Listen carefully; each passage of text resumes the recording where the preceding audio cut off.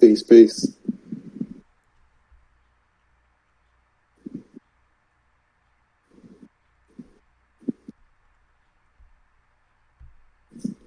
Can you hear me? Yes, sir. Yes, Yes, sir. sir. Yes, What's good? sir. What's good, What's everybody? good, This is everybody? Stormy B This is Man, Stormy B. and welcome to the Stormy B Man channel, where we're here for another edition of the Friday Night Chop Session. And this evening, we're going to be rocking, bringing you some good news in the sport of boxing. And I am joined this evening with a group of brothers that have decided to rock with me this evening. Uh, I will allow everyone to come on in and introduce themselves as we're running with a couple of brothers who've come in, and we got a couple who are coming. We got the odd fella at Kane, one of them ones media. What's going on, brothers? How you doing? Peace, peace. What's up, Stormy B? The one and only odd fella from the north side. I'm good, man. I'm good. And y'all know what it is. It's your favorite, your most hated odd fella. Back for another live stream. Back for another chop session with Stormy B, man. Salute to my UK brethren, my original sparring partner. You know what I mean? One of them ones, aka Kane. You know what I mean? Salute to your fam. Yes, sir. It's good to be back. Yeah, I'm glad you brothers have come in and decided to rock with me this evening. We also might be expecting CB Sports TV, Marlowe's, and Trey X, and of course Reggie. Um, and I know a couple of the brothers was on there with Fanon, so they got their links and they can come on in when they're ready. But I'm glad you brothers are here, and we're ready to rock it out for this evening. What is this? Friday, August. What is it? The 23rd, and we're coming to another end of another great week.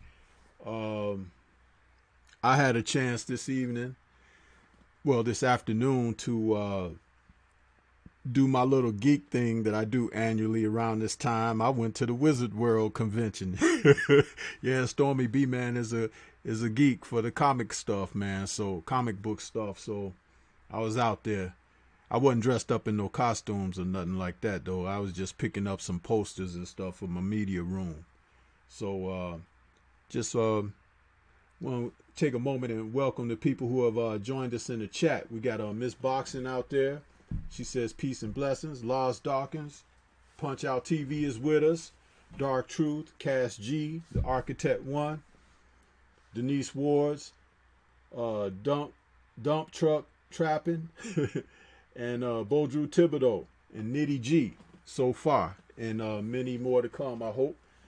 Um, Brothers, as we get ready to get started on this show, as you may have seen, I've kind of done some things different with my channel, and I've done some different types of graphics and whatnot. And one of the good things is, like, I don't know, like for me, I'm on my laptop right now, but for some of you that may be on your phones or whatever, if you check the facing of it, you can see what's going on with that. Uh, and I've also done some things along the lines of when we go to various subject content, I can put some things up on the screen sometimes to let people know what we may be getting into, and kind of things that we're gonna start off cooking with. So I don't know if have you brothers had a chance to see that aspect of my channel yet? Yeah, I'm enjoying the creativity. I do like the setup and the layout that you got there. Yeah, it's good. It's a change from the Hangouts, the regular boring Hangouts. I see you I'm got trying to check your into it right now, Stormy B. yeah, you got your ticker at the bottom. Yeah, I like that. I like that. Yeah, I got the ticker. I got, I can Ticker. put the chat up on the screen too now and everything. I can put you guests on the screen. Even though I don't have you guys mug shots, I still able to put your names up there and let people know who's out there. Let them know whose voices that they listening to. So I kind of like doing this kind of thing because it gives me something to do, and it also provides a little bit of creativity. You know, I want to yell at King Louis, who's joined us in the chat also, because he says, and me, don't forget about King Louis. He's out there. Brown on Boxing just fell into the building too. He says, salute at Stormybman. I'm enjoying the Spence versus Garcia replay on Fox Sports 1 already. Yeah, so yeah, that's what I'm doing, brothers. Putting those little things up there like that, the graphics and whatnot. You could have remembered my name, family. What was that? I said you could have remembered my name, family. Who we got? I must have been looking at the wrong screen or something, because my name's missing off today's guest. I got to adjust it. Excuse me. Give me 1 second. Oh, yeah. Yeah, I just noticed. 1 second, brother. I thought I had you up there. But I can change that in just a second. So. Jeez. So yeah, what happened is also I had a couple of maybes and whatnot.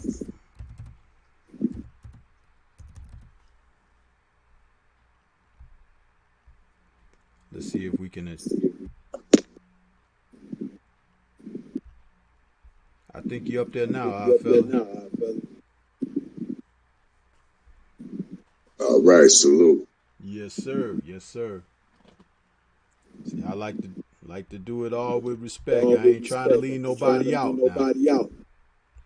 Bringing everybody with us. So, one thing that we can do is like when we got it. With this, we'll have a few extra people on here. For whoever's not talking, just go ahead and mute your mic. And when you're ready to talk, just unmute. But I wanted to bring a graphic up for subject matter, where as we go into things this evening, kind of wanted to start out with what I had, some news that I had heard, you know, early on about the rematch that was originally scheduled for the 31st, I think it was, for, between Peter Quillen and Truax. It's falling apart now because Truax suffered a Achilles injury, and it's a shame because that brother was on the cusp of challenging for this, you know, for this fight and moving forward. And he suffered two tremendous setbacks as a result of his injuries.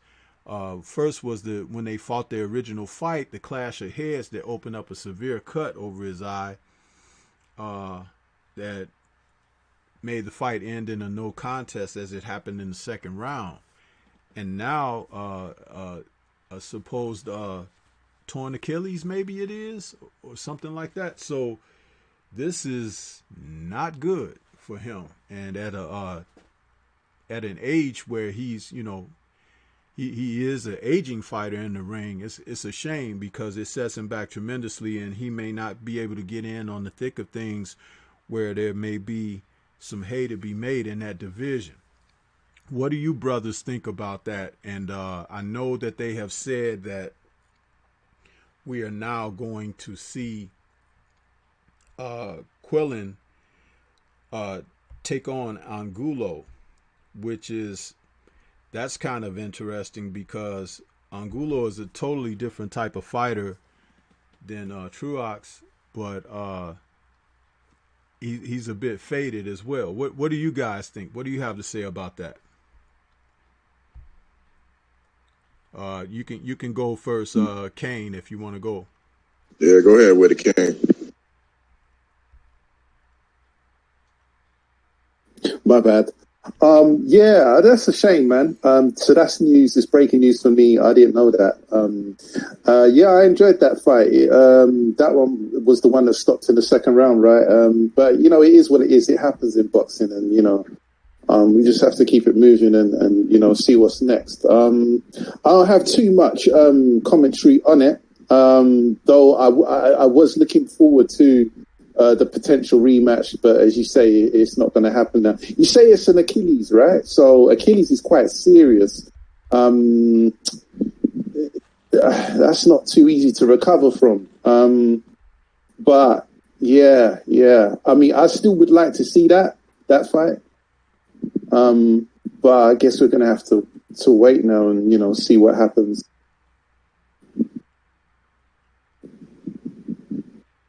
Yeah, my opinion on Caleb Truax is, I mean, he's an overachiever, if anything. This was a decent fight, but at the same time, I don't see him having being a big key in the part of the 168 division. But with that being said, it's sorry to see him go down like that with an injury at this stage of his career.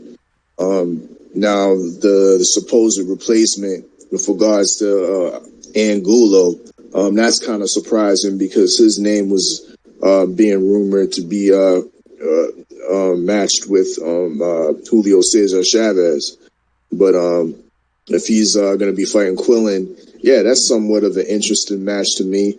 And we don't know what really Quillen has left. He's been looking, I mean, somewhat average, but not the same Quillen that we saw kind of pre Danny Jacobs in the dig. So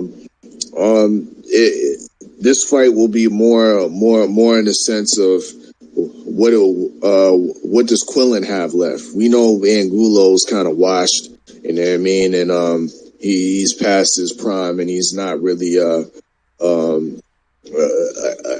key part in the division. But Peter Quillen, if I'm not mistaken, he only has one loss, and that's to Danny Jacobs. And that was, to me, could have been, some may say that was a fluke loss, you know what I mean?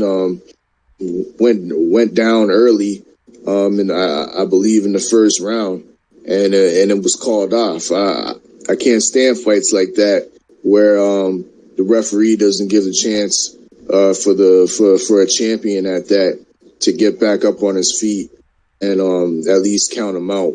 You know what I mean? Look him in his eyes, and at least, you know what I mean, let him see if he can continue.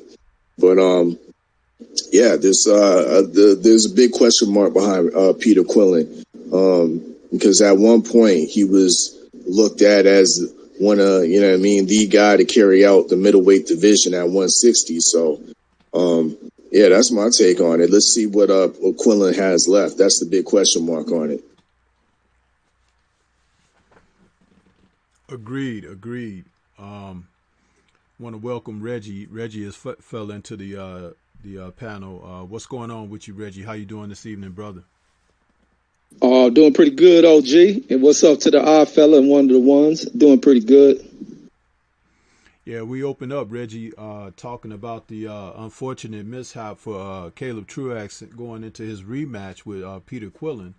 And so now, due to that torn Achilles that he suffered, it sets him really way back because that's a long rehabilitation with that. So they found a replacement fighter for Quillen in Alfredo Angulo. What are your thoughts on the fact that we don't get to see the rematch and the new opponent that has stepped into the fray?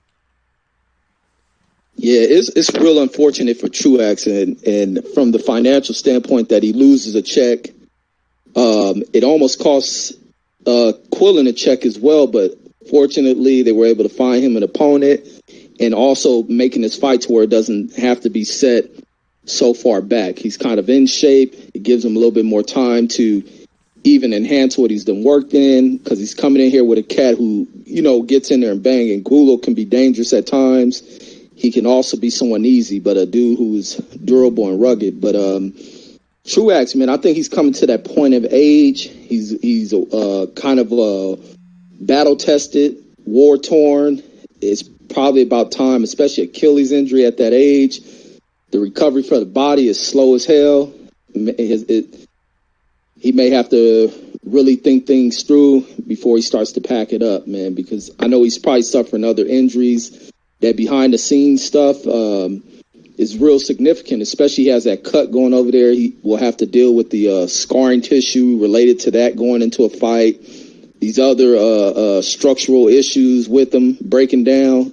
It's just that time where he may have to consider, because I don't know what's his age, but I'm pretty sure he's up in his mid to latter stages of 30. So it's probably time for him to start questioning where he needs to go. Quillen is going to have to take full, he's going to really have to capture this moment, because this is kind of putting him in. I don't know if this is still eliminator status for this fight, because I know the Truex fight in himself was a eliminator status fight. So hopefully it kind of keeps him in the hunt as he, pursues becoming a champion once again.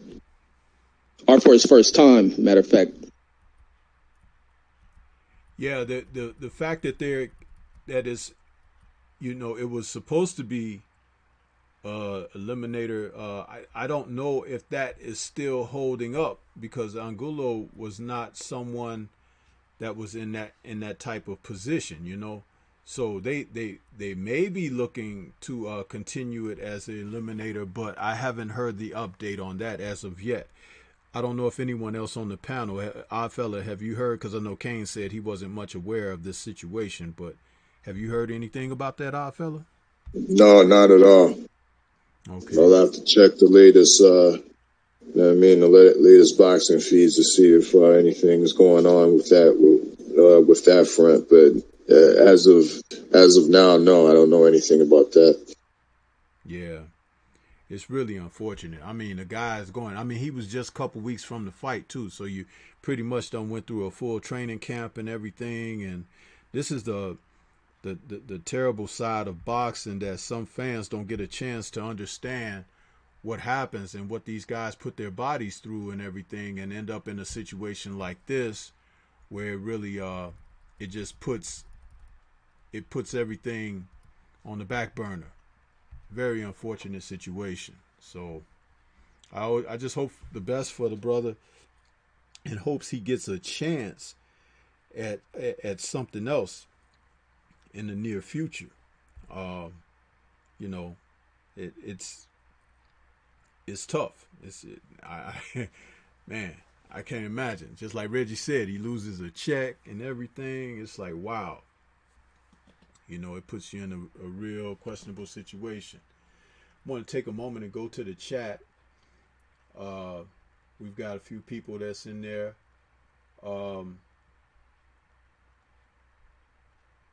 Denise Wars was asking who we got for tomorrow's fight. Denise, we're gonna cook on that in a moment. PK Boxing and MMA has fell into the building. He says salute coach and hashtag LDBC. Ronald Finkley is there. He says salute Stormybman. Laws Dawkins Punch Out TV is saying Ronald Finkley salute King. And speaking of PK also, Nitty G is saying that he's got to say salute and good night because he's got a 16-hour shift to work, but got to lay it down. And let's see, Denise Wars thinks that Truex can recover. However, the rehab will be long, no doubt. And at that age, it's like, your body just don't snap back. That's the unfortunate thing there that people don't think about. Christopher Journay is in there. He says salute Stormybman, the chat and the panel. Derek Bailey is out there, and Prophet HD is there. He says he's only looking forward to Money Power on the card. And Mark Wunderlich has jumped in. He says hashtag LDBC. Let's get it. This guy, the Jaime Munguia, fellas. He's now being trained by Eric Morales. And recently Morales came out with some comments and said that Munguia kind of reminds him of himself when he was a young fighter. Personally, I think that Munguia has been fast-tracked to draw a certain type of audience to the sport. He's had some success early on, but in his last couple of fights, he's met challenges that have really bested him, if not equaled him, and he's been put in a position where he's being gifted a lot right now. I don't see him as a long reigning fighter, champion with the belt title that he has. Can you gentlemen give me what your thoughts are on this young man and what he's done thus far, and where do you think he may be heading in the near future? Take it with you first, Odd Fella. What do you think?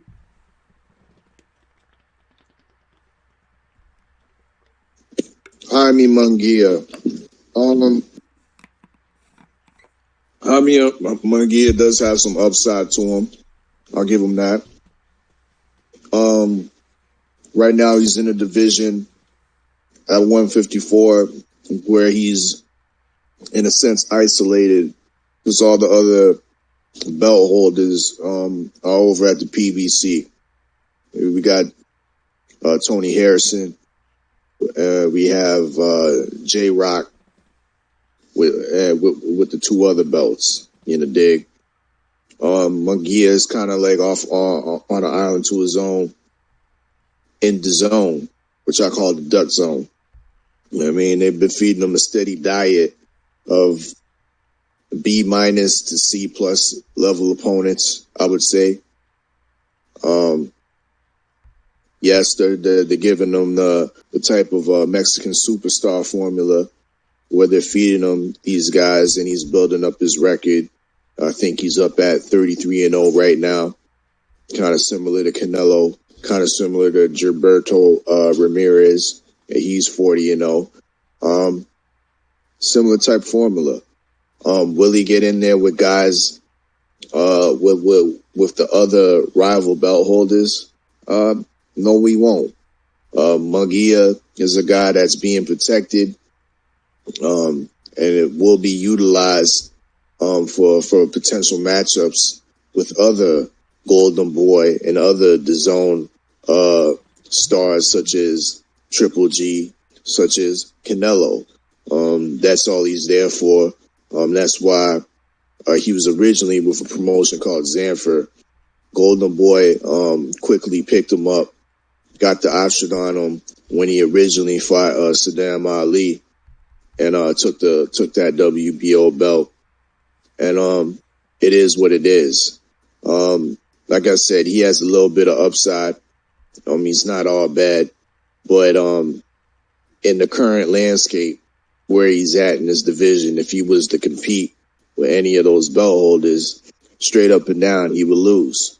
You know what I mean? So as far as I'm concerned, he's in a perfect spot, you know what I mean? In the DAZN duck zone, being protected and being fed, a steady diet of cheap mandatories and B- class opponents. Yeah. One of them ones. What do you have to say about him? What's this about Jaime Munguia? Yes. Yes. Yeah, I mean, I don't really have much to add. I think Oddfellas covered it. He has had some decent wins. I mean, he got a win over Saddam Ali, Liam Smith, Takeshi Inui. Those are notable wins for him. As the Oddfella says, I think that the moment he steps up, I think he's going to be in trouble. He's not someone that, I particularly look out for, or anyone that's kind of on the radar. I mean, he's got a fight coming up, right? Who is he fighting? I forget who he's fighting. He's fighting the Ghanaian, actually. I think Patrick Galate. Oh, that's it. Yeah, that's it. He's fighting Patrick Galate. Yeah, he's a Ghanaian, right? So I don't know much about Patrick Galate, to be honest with you. But I do know he's got a very domestic record. So I don't really know what to say about that. I mean, it is what it is. Jaime Munguia, there's not really much to say about him. Until he sort of steps up and does something, significant. To me, he's kind of irrelevant. He's not really anyone that I kind of look out for, and he's just kind of there. He's in the background. He's one of those guys. You know what I mean? As I say, he's got those wins on his record. We'll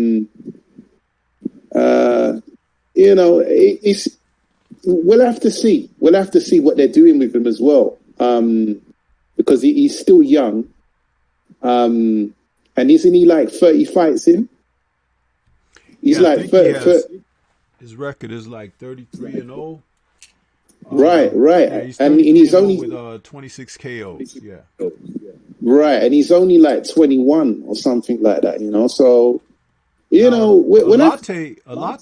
I'm sorry, didn't mean to cut you off, Kane. But since you mentioned the record, his record is 40-3 with 30 KOs, which he's not necessarily fighting at the same level of opposition that Jaime is fighting.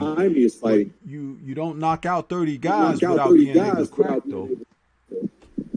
For sure, yeah, that is impressive. However, it is a domestic record, so a lot of those fights are unknown. And I'm not trying to,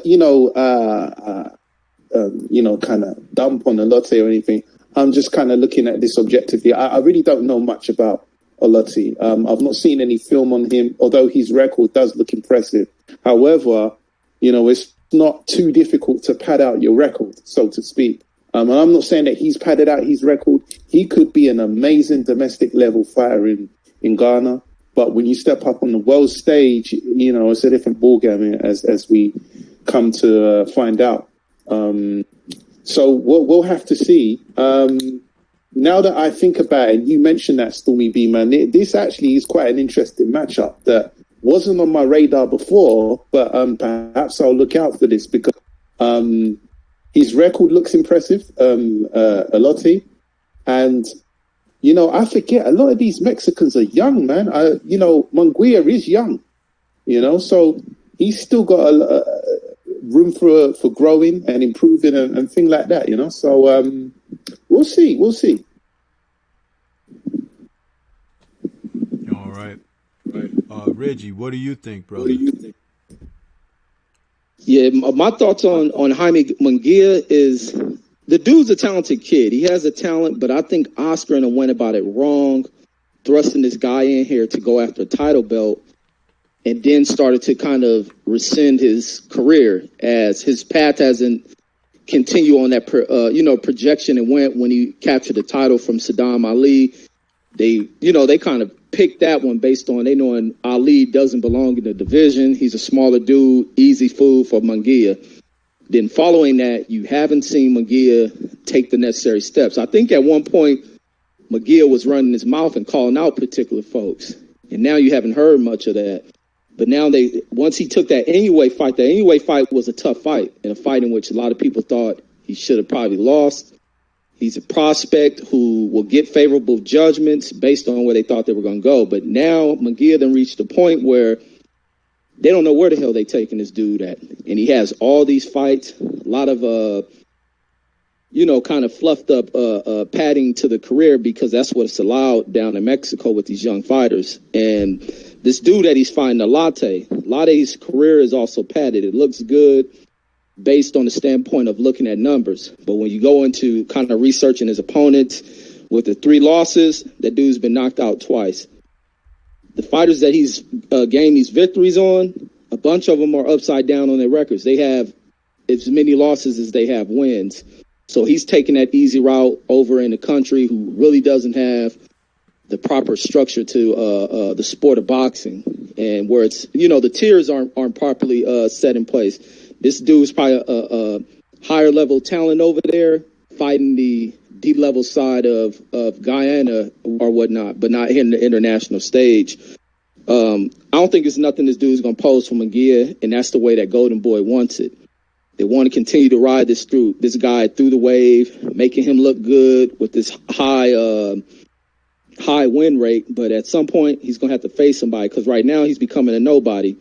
He was kicking up dust early on when he gained that title, but ever since then he then took the AJ route where you become a star and then you just fall off the goddamn Everglades. But I don't know. I think he's gonna go through that, but Oscar and I'm gonna have to do something. He's looking like Eddie Hearn managing AJ career right now with Munguia. But that's all I got on that one.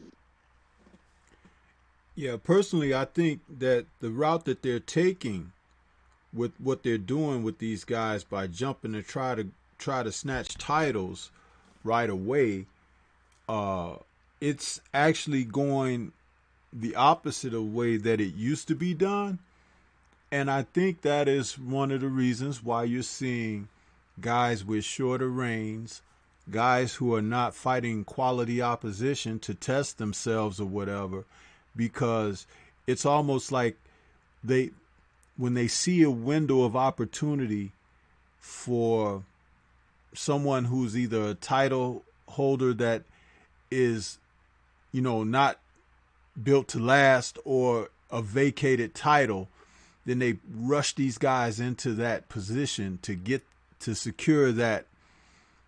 And really, you kind of wonder, it's just the sanctioning bodies wanting someone to hold these belts so they can get those fees and everything and put on these matches, but also the mismanagement of the fighters, because you're making certain fighters think, or putting them on the cusp of belief to think that they are better than what they are. And the fans can be very fickle and be brutal. So fighters who are not being well managed and groomed properly, they incur a lot of backlash, and then they get angry at the fans and things like that. But it's like they're getting angry at the wrong people, because just as if I had really never watched boxing or whatever, as an example, when I saw the championship match between Anthony Joshua and Prince Charles Martin, and I saw how that fight ended up and everything, I could not consciously call that a championship fight if Charles Martin was the title holder going in. What champion do you know sit on his behind and let himself be counted out when he could clearly get up and not try to defend his title? And it's like it was like just given to Anthony Joshua. Now, Charles Martin was the type of opponent that Anthony Joshua, as the young prospect that he was, should fight anyway.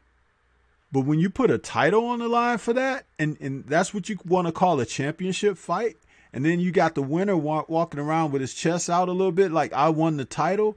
I mean, come on, give me a break.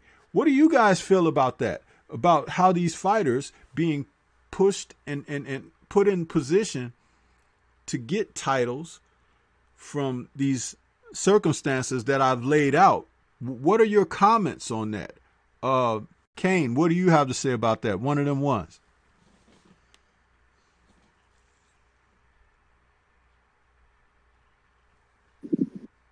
Oh, my bad. Sorry, Stormy. What was that again? Sorry.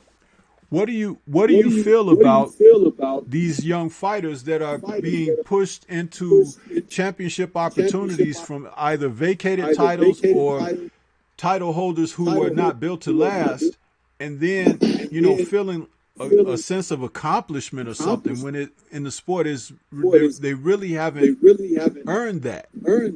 Yeah, I got you.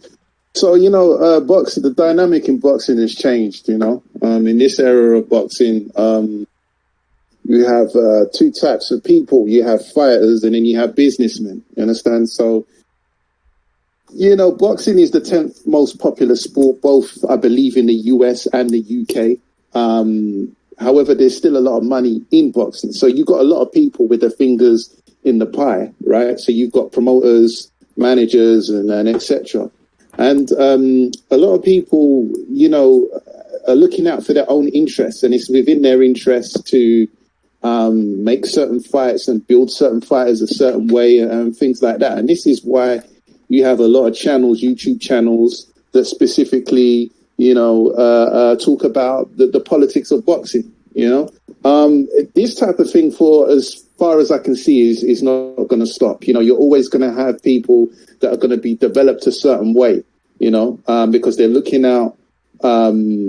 They're looking to, you've got people behind them that are looking to develop these guys and develop their career and do strategic things in order to make certain people a star. Like AJ's a case in point, the way that he's been built.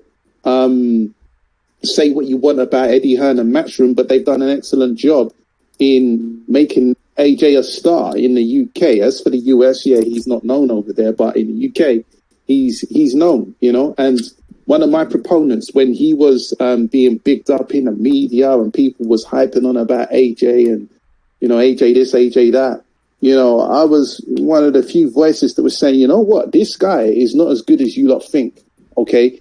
Yeah, he says the right things in the media and does all this and yada, yada, yada, but this guy really isn't. I think who was it? Mayweather put it the best. He's no special effects. He's just a straight up and down guy, a typical UK lamppost fighter. I can't stand these lamppost fighters from the UK, and I hate to say that, but and he's nothing special. He's just residing in an era in which the talent is kind of limited. But yeah, so AJ's another case in which they built him up a certain way. You know what I mean? So.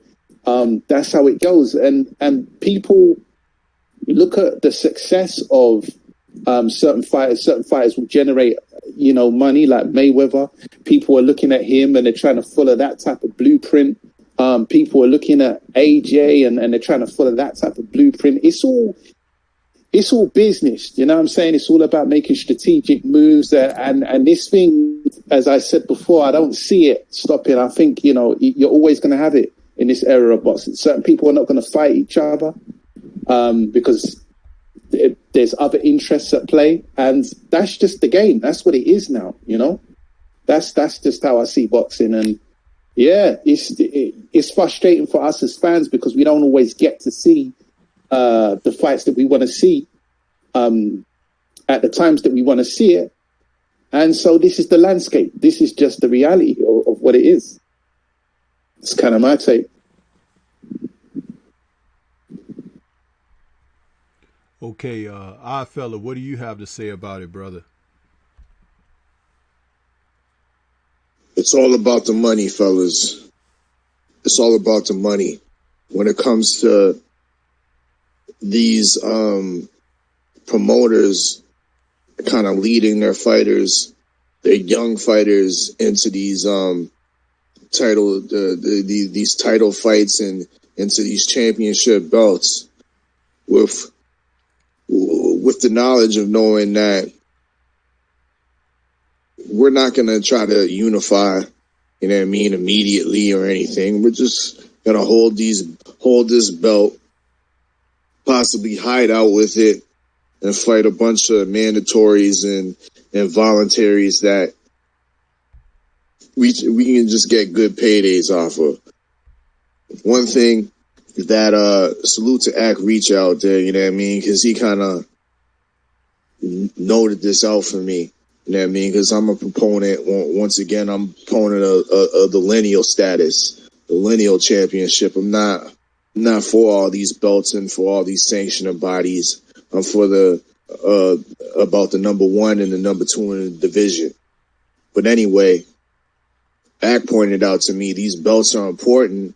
These championship belts are important because they command status. They command money. When you attach your fighter to, or attach a bill to something that says a champion or world championship fight, more money is attracted to that. So it's easy to see why a lot of these promoters are forcing some of their young guns quickly into championship fights, because it's all about the money. That's my take.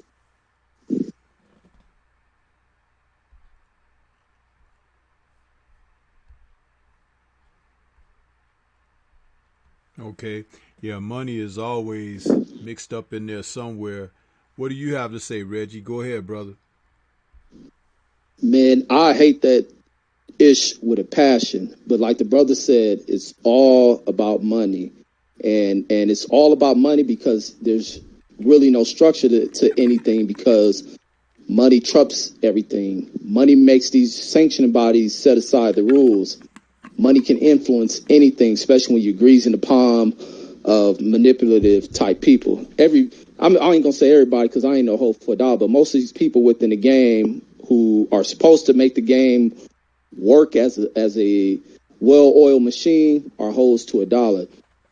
I just hate it. And I hate it for the fact that when they, some of these promoters, managers thrust these young fighters into where they find a position of gaining the title and then they do nothing with the title. It's like they get the title, they shop around for the easiest path to longevity rather than finding quality matches, proving themselves within the game, moving towards the direction of legacy. It's almost like everybody forgets the whole thought of legacy. They forget about 20, 30 years down the line of how do people view you. You can do the short-term type thinking, the meaningless type thinking where you're not fighting nobody, but you're getting, quick returns that look good for you, especially because a lot of these fighters come from these poor backgrounds.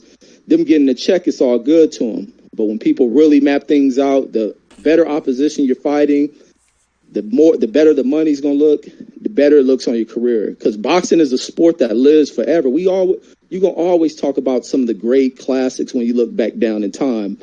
And even in today's, we're kind of like in a hot position within the sport of boxing, but you got too many people who rush in for titles just to hold them and not fight anybody. And when they find a threat as a champion, they don't live up to the quality or the standards of a champion. And that's by knocking off anyone who threatens your throne. You get these, you get new age prospects who are hot, trying to move up in the position, talking shit, and you got champions that won't face them. And that's the reason why I hate for people who don't take it serious, thinking that they're the best. They shouldn't go after titles. And the sanctioned body should hold them up to a standard. Whoever's number one or another champion, anybody holding the title needs to be holding them. And the problem is with all these belts that you can't get that, but you can still get better quality if the structures was held down and these heads of these organizations that create these belts weren't holds for a dollar. But yeah, that's all I got. I hate it with a passion for anyone to pursue a title and not fight who the fans want to see them fight and who are the best out there.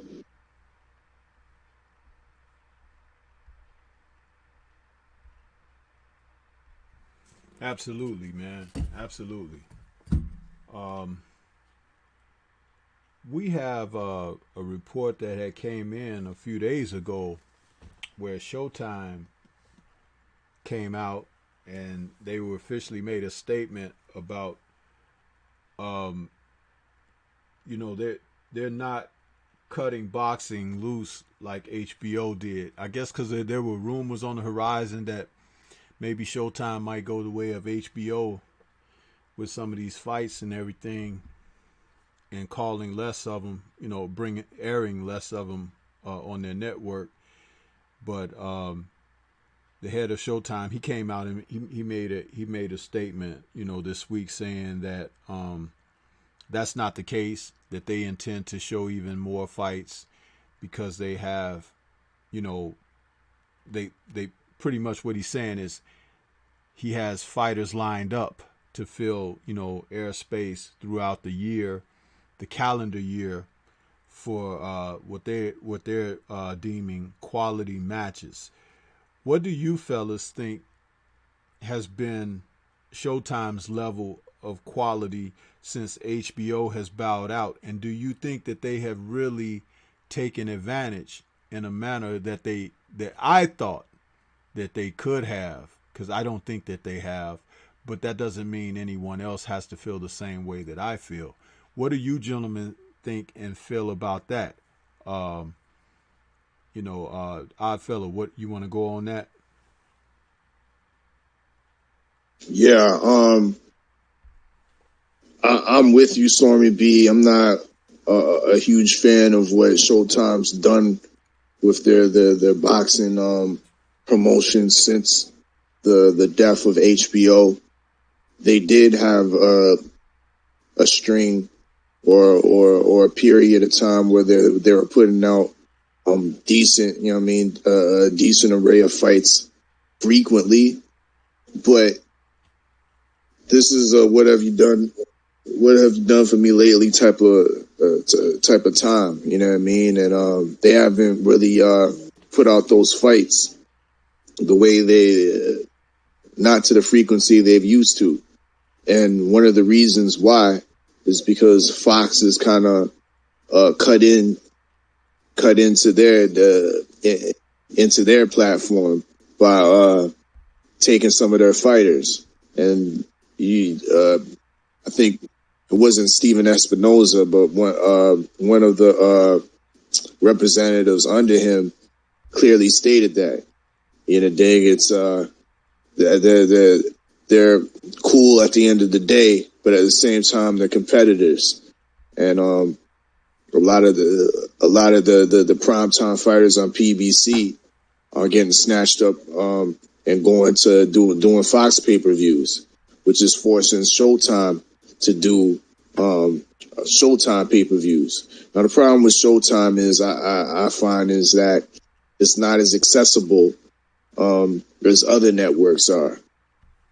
Another fact is that a lot of households don't have Showtime to the same rate as they had HBO, or to the same rate they have ESPN.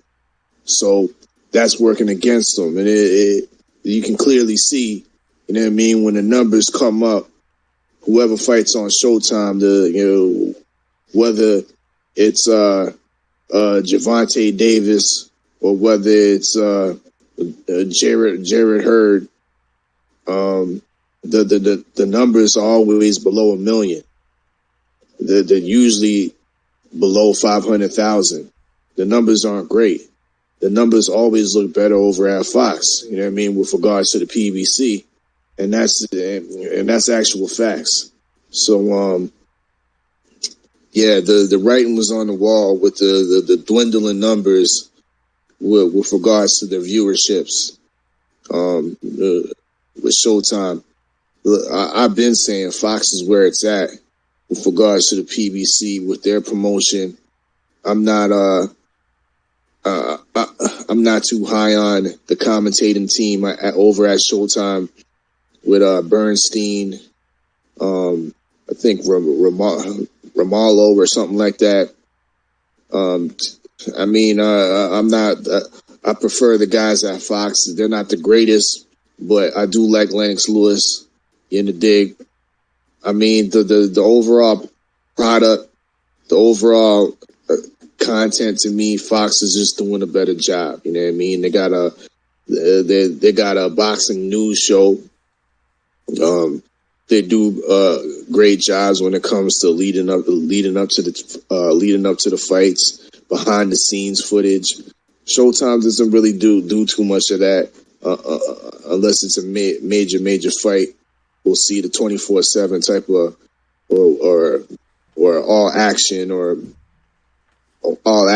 access type of documentaries we see from Showtime, but that's few and far between. Just to sum it up, Fox is really cut into their platform, and that's the reason why I think they're majorly dwindling.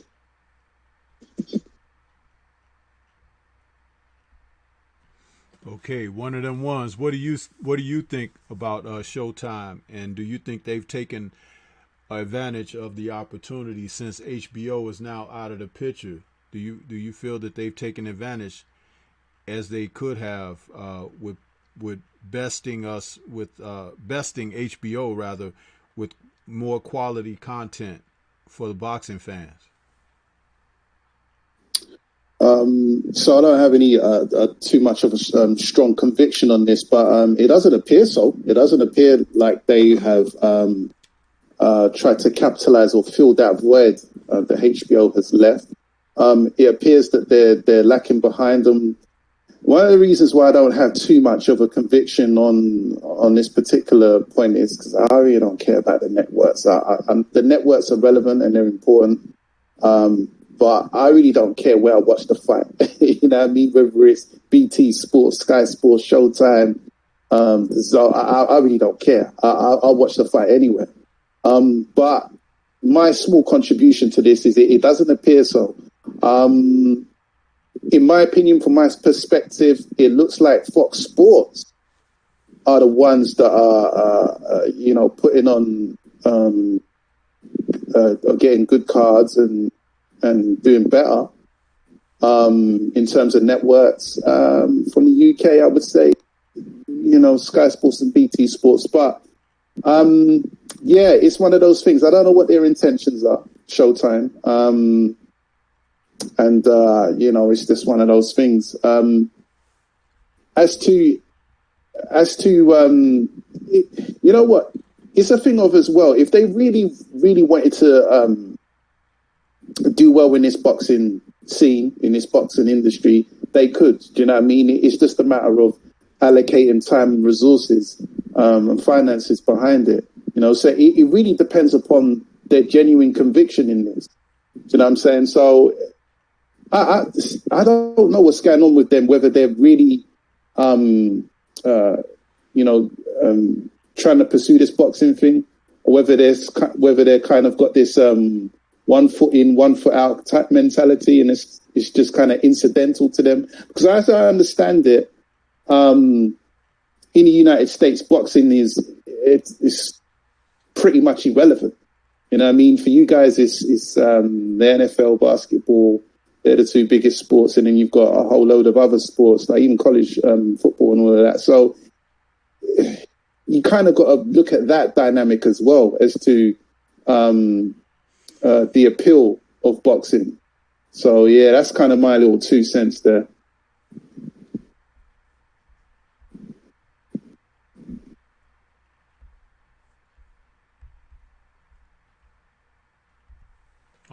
Already. So, Reggie, would you go ahead and let us know your thoughts on that, brother, please? My thoughts. I like Showtime from a production standpoint. Their quality looks much better than Fox, better than ESPN.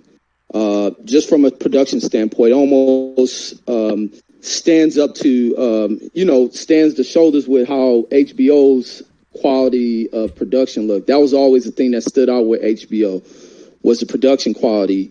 Fox, production over there looks like it's on free TV. I don't think they have come to the point of having great production quality. When I watch fights, I don't listen to commentary, so I don't get a lot of people get rubbed with the commentary from Showtime commentary being bad, Fox commentary. I don't listen to none of it, but I look at from the visual standpoint of how well their production looks.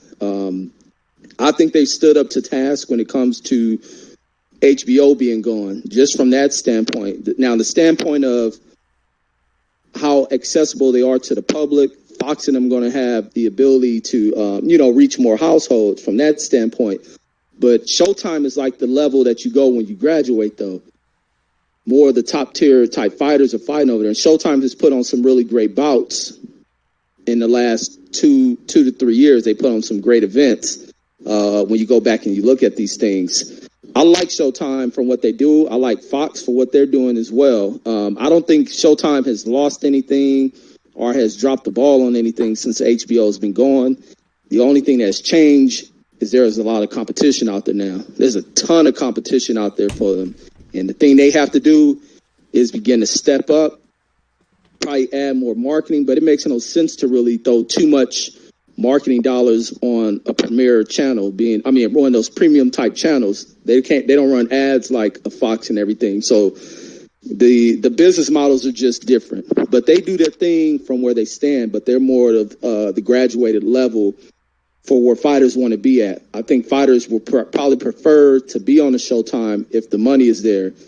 Errol Spence going over there? No, because Fox is kind of his home base. He's kind of the face of Fox boxing. But other than that, I think most fighters will probably want to shift over to being viewed on a Showtime. Just from production wise, Showtime's production is second to none.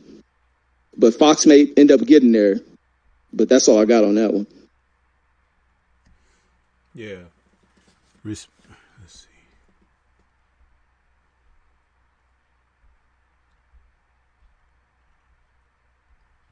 Respect on that, brother. As we, it's funny, as we go forward and we know fights that are on the horizon, one of the matches that has kind of been in and surrounding the news, and not because of the fight itself, but it's the characters involved in the promotion of the event, is this whole thing with Anthony Joshua and Eddie Hearn and the potential rematch that is on the horizon with Andy Ruiz Jr. I think Anthony Joshua has really shown a lot of character flaws, which were evident way before he lost his titles in the ring to Ruiz.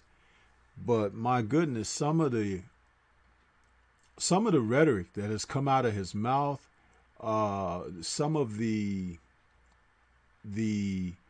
I want to say his assessment of things and his perception of actuality and reality kind of gives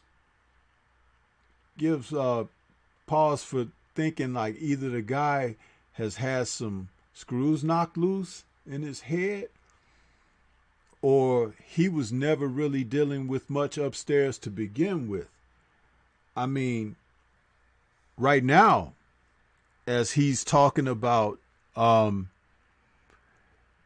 his rematch with Ruiz, you know, he's saying that the guy, you know, he got lucky with the shot that he hit him with and everything, and all of this kind of thing, and he's even gone into the press talking about, don't talk to me about Wilder and Fury. Those guys are freezing me out, and that don't talk to me unless these guys are free. Dude, you got a fight on the horizon with Andy Ruiz Jr. It's like, why are you worried about Wilder and Fury and this whole thing about talking about freezing out? Remember, you were the one talking about freezing our champion out. And it's like Andy Ruiz kicked your ass. And you need to be concerned about him, you know, because it's looking like he's primed to do it again.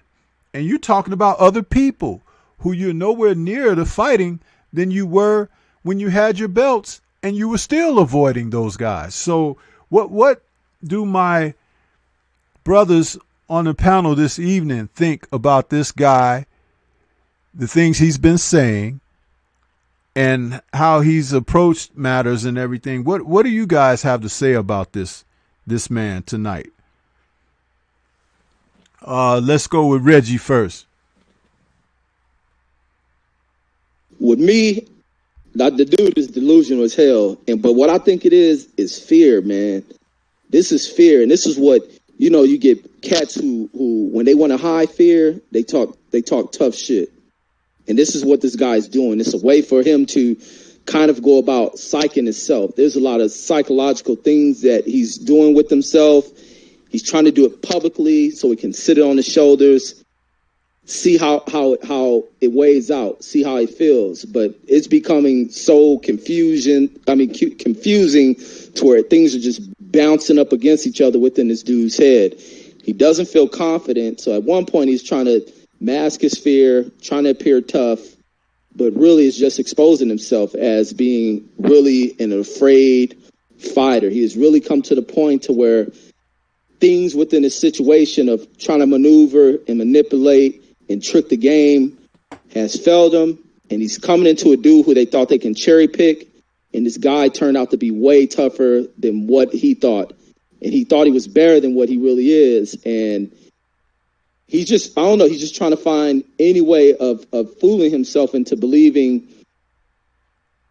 there's nothing wrong with him, but we all know that there's something wrong with him. And even looking at this picture, because yesterday I was on D Styles and we was kind of doing a breakdown of every time he was caught. This just shows how deficient this guy is, to where when you don't accept your loss, you don't accept defeat, you go back in to a situation and you continue to make the same mistakes. If you can't accept things, when you accept things, you realize there's a problem and something needs to be corrected.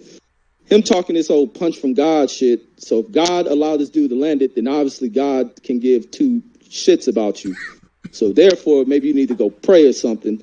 The other thing, when we was breaking this thing down, every time you see him getting hit with a big shot, you see the defensive mistakes here. Like in this shot, it looks like he was hit with that right hand that came over the shoulder, tagged him on the side of the hand. But when you look at, from his standpoint, the positioning of that right glove that's sticking up on the side of his head is placed in the wrong position. And you see that multiple times where his glove is placed in that kind of same position. This is like a misprogramming within his brain. He can't even do the instinctive corrections to place the glove in the right spot.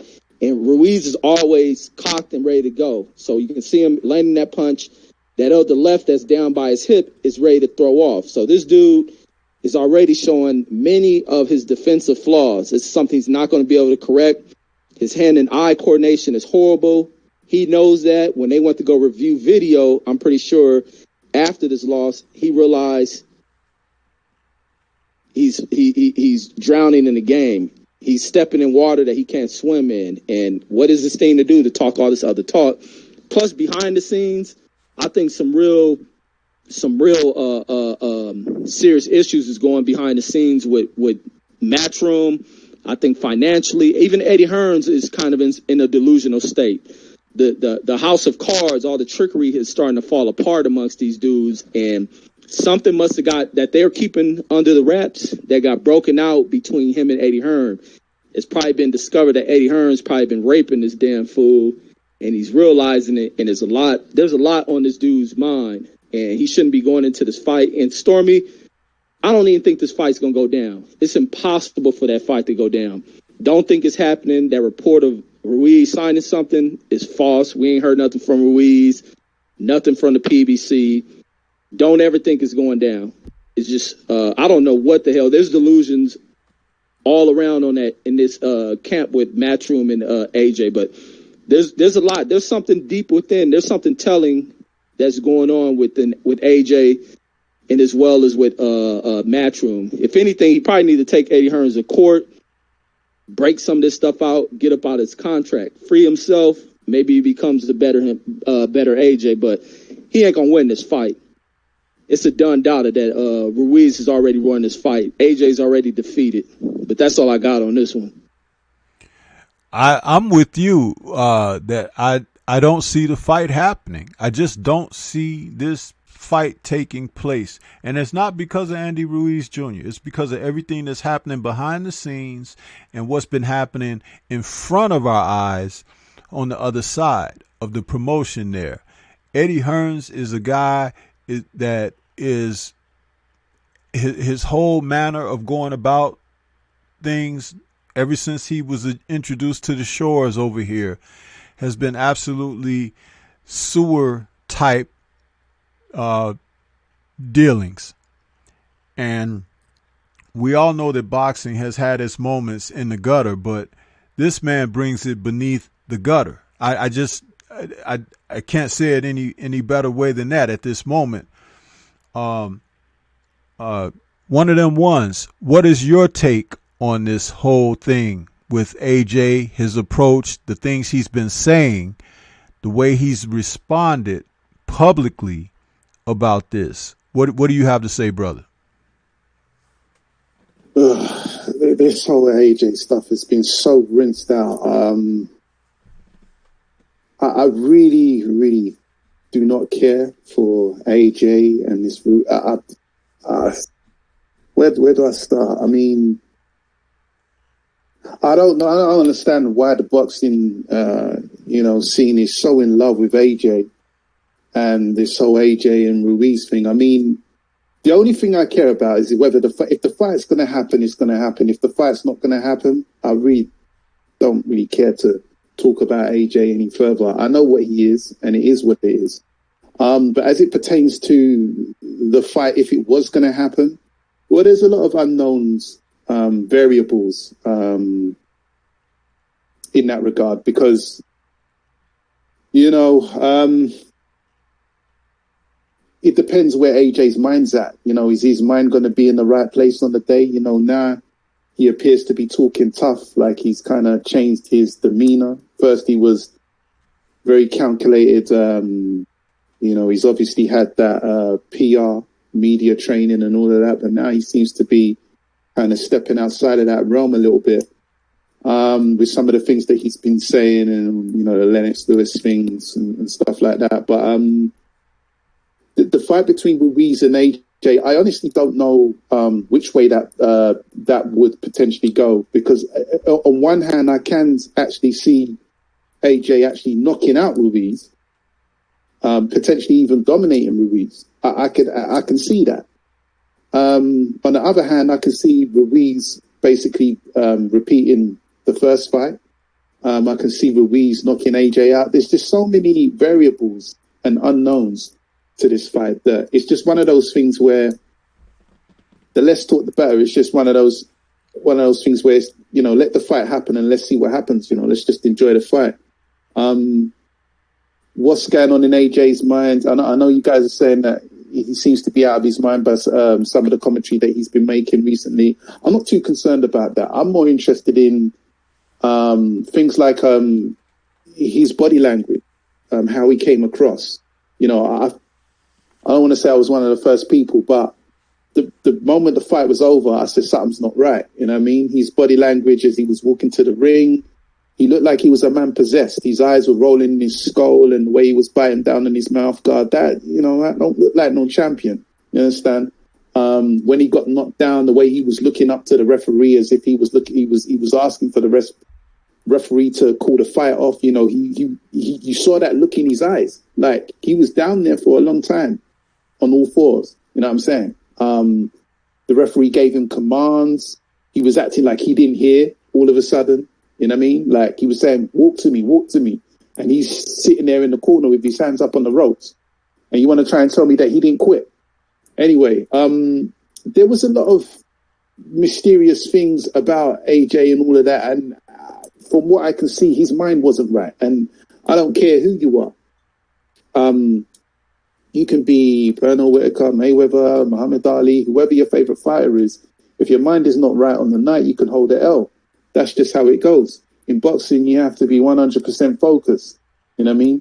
Someone else also pointed out the fact that he allowed Ruiz to hold the belts. He saw that as a significant factor prior to the fight. Why are you handing over your belts to Ruiz? And, you know, why are you this relaxed? So, I don't know. As I say, there's a lot of unknowns and a lot of variables in this. I don't really care for the politics behind this. I only really care about the fact of the matter. If they're going to be fighting, then that's what I'm interested in. All this other stuff around there, I'm just so bored of it, to be honest with you. All the speculations, I've heard every possible angle anyone that anyone wants to bring up or dredge up or even think up. It's, you know, it is what it is. I think we've all kind of got a consensus as to how we generally feel about AJ and things like that, and you know, that just is what it is. That's kind of my take on it. Okay, odd fella, you got something to say on it yourself, brother?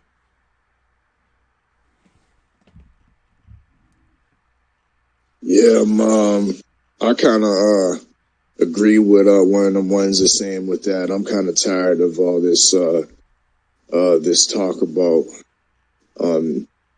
AJ, how AJ and his feelings and getting inside of his head, and this whole AJ Ruiz talk.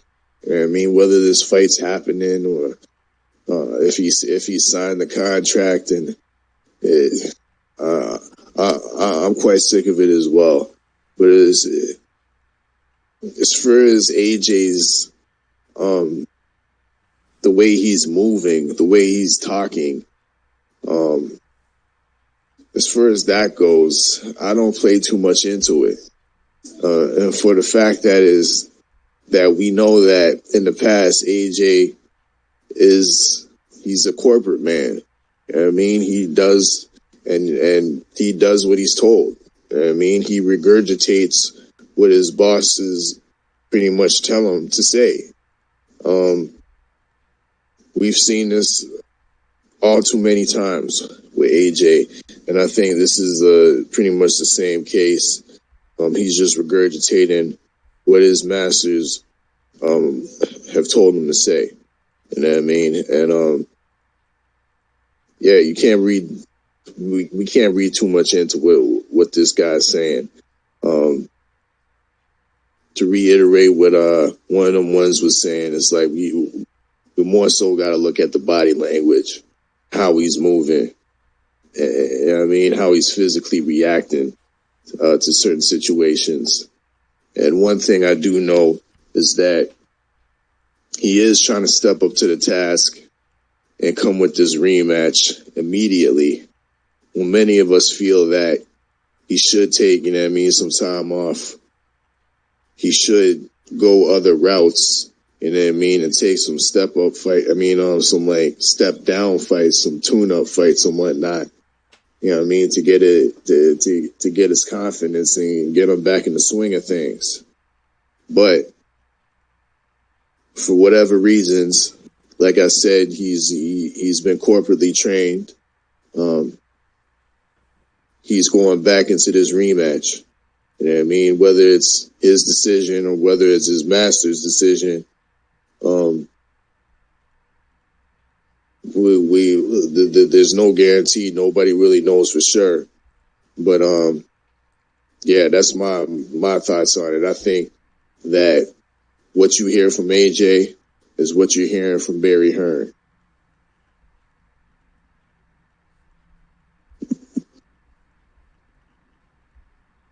Can I add this? What AJ's career reminds me of is the Truman Show. And that's exactly how his story has played out. Just like the Truman Show. Eddie, wow. Barry Hearn being the puppet masters of his career. You nailed it. Dude, I was trying to figure out what this shit remind me of. And here you go, dropping bombs like that. That's exactly it. Right there. Clifton Bronson in the chat. Salute to you, Clifton Bronson. He says, you just get your ass whooped on national TV in front of the world. And he in New York riding bikes the next day. His daddy should have kicked the clothes off of him. You know, it's a strange thing, man, that we're living in a society now where, like, being substandard, sub-quality, underachieving, low-browedness, all of that is embraced like it's something great. It's being embraced like it's a good thing. It's being embraced like it's okay. Fuck, it's not okay. A F in grading means you failed. You flunked. You're finished. Okay? That's what an F means. You got people running around here with F's, brandishing them like it's some kind of badge of honor or some shit. I'm stupid. And guess what? I'm going to get on stage and shake my ass. Well, I'm old school. I'm going to kick you in your ass when you get on the stage for being a damn fool. Huh? This is what society has moved toward? Man, I can't take this shit. This is fucking ridiculous. Excuse my language, but I'm going there because I don't understand where the shift in consciousness occurred. Where everything it seemed like you just woke up one day and it was here. It's like people just DGAF from here on out. That's the mantra. But if that is the case, let me pose this question. Why should we DGAF? Huh? We're seeing it everywhere from the White House to the outhouse. And then there are those who have supreme ethic and quality that people turn their back on them, look for dirt on them, want to disgrace them, want to shun them and sun them. It's ridiculous.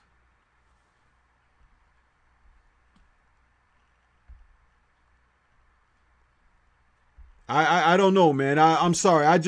I'm not accepting of that. In the sport that I have followed a long time, since I was a small child to now, that I've always had respect and reverence for, it's like these guys make me sick to my stomach, man. There's dozens of them out here. He ain't the only one. And people are embracing this shit.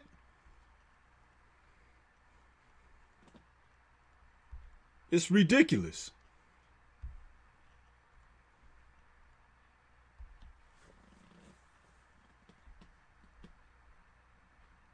I don't know, brothers. I don't know. Well, going back to an earlier point that I was making, Stormybman, that the dynamic in boxing nowadays is the Oddfella and Reggie Owens was saying that it's all about the money, and the money is the key influencer when it comes to a lot of things that happen in boxing. I put it in a way that I said that, these people are businessmen. A lot of these fighters are businessmen. Do you know what I'm saying? And so, not to go over the same point I mentioned, but, people do things in order to be strategic. A lot of the politics that happens now, a lot of it is all to do with strategy and strategic. I know a lot of you guys are hardcore Errol Spence fans and all of that, but even he out of his own mouth said that he's got a strategy. He's got a plan. Maybe I'm a fight Keith Thurman, Manny Pacquiao, Sean Porter. Al didn't mention nothing about Terence Crawford, did he? No, he didn't mention Terence Crawford. You know what I'm saying? It's all because look, in every weight class, we all know what type of fights should be made. We all want to see certain fights, right? And for whatever reason, these fights don't happen. Whether you're a fan of whoever you're a fan of. The fact of the matter is, a lot of these fights don't happen. Unifications need to be happening. Right? It's not complicated. It really isn't that complicated. But as I was mentioning before, there's a lot of people involved in boxing, and everybody's trying to get their cut out of boxing. Everybody's got their fingers in the pie, and everybody's making moves, whether it's promoters, networks, the fighters themselves. Everybody's looking out for their interests, and it's just a mess. And that's why you have this situation that you have, where you get frustrated over certain things. And I'm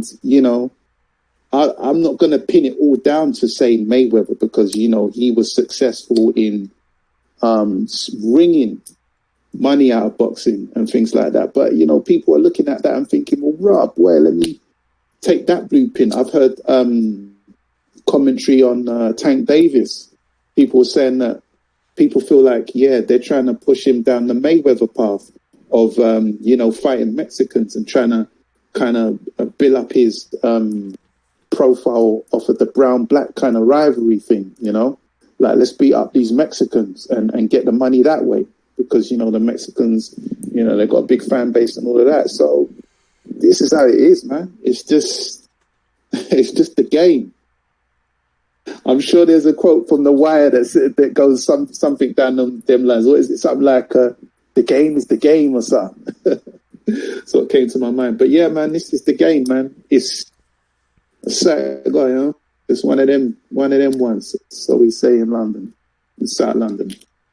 It's one of them ones.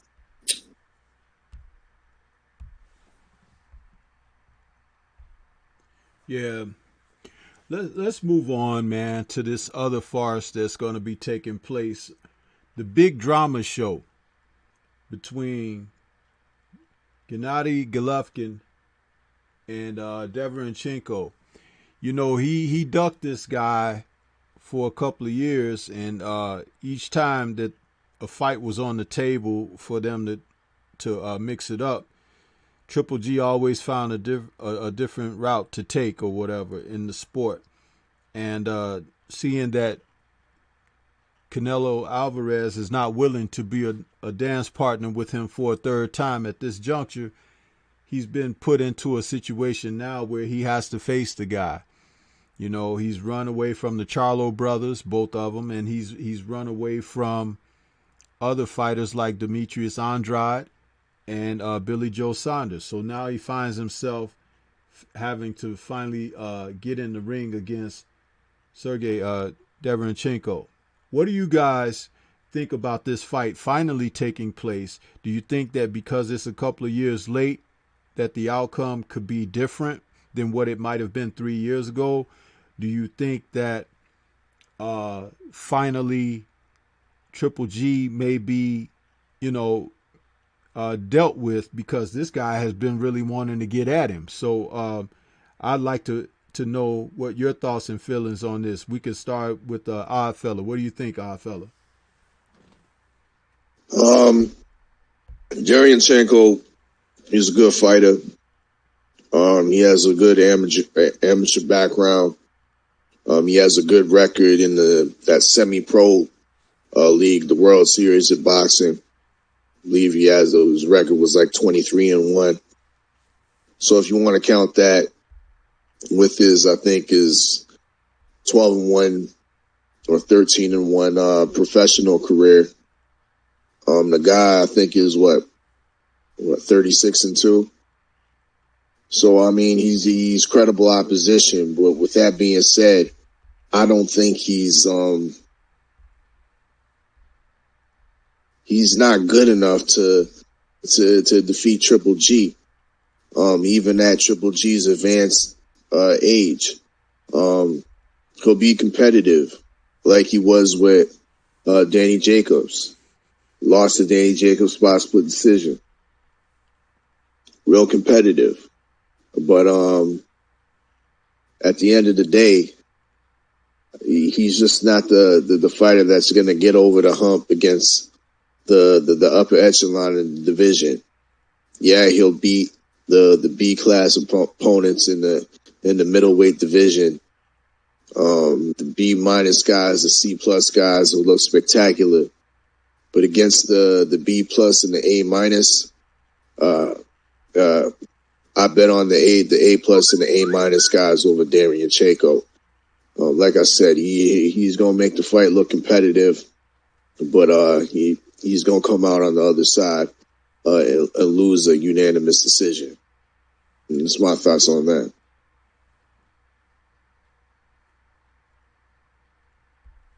Okay, yeah, I gotta agree with the odd fellow on that one. I don't think never get this man's name right, Derevianchenko. I don't think he's got enough to deal with Triple G. I actually like the improvements Triple G. Sorry, put my tongue back in my mouth. I actually like the improvements that from Triple G since he's been moving with Jonathan Banks. I don't care for this fight too tough. I just don't think Derevianchenko has got enough to deal with Triple G. And I just think it's just going to be another name. I mean, Derevianchenko, I'm not saying he's a bum or anything, but yeah, I just, I don't think he's got enough to do with Triple G. I mean, people like Triple G, Canelo, once again, not to, harp on about my previous point, we all want to see them fight people like Andrade and Charlo, you know what I'm saying? Like, Derevianchenko is another guy, it's like, it's a sideways fight. And I'm saying it's like a, okay, right, Derevianchenko, yeah, of course we'll watch it, but does anyone really care for it like that? Who was calling for this fight? But anyway, I take Triple G by UD, maybe even a stoppage. Triple G is what, 36 now? He's getting on a bit, but he can still crack. So yeah, I'll take Triple G by UD or possibly a stoppage. I'm leaning more towards a UD though. That's my take. Reggie, give it to me, brother. What do you think? How do you see it? This one, man, I think these dudes probably gonna go out there and try to knock each other's heads off. Especially, I think Derevianchenko is how two of the same tend to, kind of. It's almost like how some brothers who don't fight those who don't look like them, they fight them timid, but they'll fight their own to damn tooth and nail. I think this is what this fight may end up turning out to be, and especially Derevianchenko has been, kind of reaching out for this Triple G fight. Triple G being the star that he was at the time, kind of played this dude off to the left. And now that the game has played Triple G off to the left, mainly Canelo playing him off to the left, he's kind of been stepped down. Now he's kind of forced in a position to fight Derevianchenko. It's going to be a tough fight. They both going to have to. It's not going to be easy for neither one of them. They're going to have to go in there and fight like they're trying to kill each other. It's going to be tough, but I wonder at being this fight may be tough, how much does this take away from Triple G? Even if he is to be successful, how much does this fight take up out of him? That's the question I have. And if it takes a lot up out of him, how far can Triple G go? I don't think there's much time left on Triple G. The clock is really running out on this dude, and I don't know what he's going to do. I think the game may just be over for this dude. As he ages, Canelo ages as well, and their pursuits won't last long. But I think, man, my call is hard on this one because Derevianchenko can get down. He got down well with Daniel Jacobs. Daniel Jacobs got down very competitive with Triple G as well. That's kind of the commonality between these two. I think these dudes gonna go in there. The styles make fights. Other things that relate to it being the country of origin, different rivalries between these two is gonna make for an epic fight. And it's gonna take a lot, man. Triple G is gonna lose something from this fight. But yeah, that's all I have on this one. Calling the winner, I can't find a winner as of yet, but I hope Derevianchenko win this one because I think Derevianchenko will do the game of boxing right if he is to get that title. I think this is definitely and thank you for your comments there, Reggie. I think that this is one of those fights that could end up being like a throwback because these guys have a history in the amateurs and everything, but Derevianchenko has been pushed to the side, as I think that was Oddfella said it so great. He's like, no, that was Reggie just said it, right? He been pushed to the side, and now Triple G is finding himself pushed to the side. But the difference between the two in that aspect is that Triple G has enjoyed accolades and fame heaped upon him that he really didn't earn, especially when he was around with HBO. And Derevianchenko, who was out here fighting people, taking losses, and competing in the sport with real fighters, knows that he can have a career in one night with this guy. And that is a dangerous situation for Triple G, especially an aging Triple G now, because he is waiting out for certain things for so long that his career has pretty much passed him by now. And as far as being able to compete at the high level at a prime age, he waited too long. And this guy, even if he would never become a champion in life beyond this, speaking about Sergey, can put it together for this night to put it on Triple G. He's better than this other fighter that Triple G recently fought, and Triple G looked aged and weary then. So I do believe the fight is a lot closer. And this is one of those fights because I can actually say I don't know these men as far as what's inside of them. Because they've Derevyanchenko has fought, and he's fought some tough fights. He's lost. But Triple G hasn't fought that type of fight where he's been questioned internally, you see. And I think they can do that to one another. And that the man who is able to dig down deep and say, I got to beat this guy, that's the person that's going to prevail here. And I just don't know that at this point it's been defined who you can easily say that is. Because Triple G hasn't had to show it. Derevyanchenko has shown it. And when you're fighting against that guy that you always just wanted, no matter what, you kind of fight a little better. You fight a little beyond yourself, because it's like, I'll lose to anybody but that damn guy. You know what I'm saying? So it's that kind of thing going in here,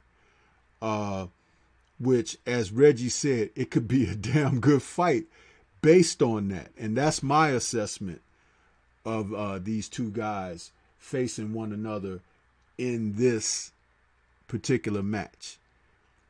I'm going to go with Derevyanchenko. It wouldn't surprise me if Triple G beat him, but I want to see Derevyanchenko come out victorious in this fight, and that's who I'll ride with.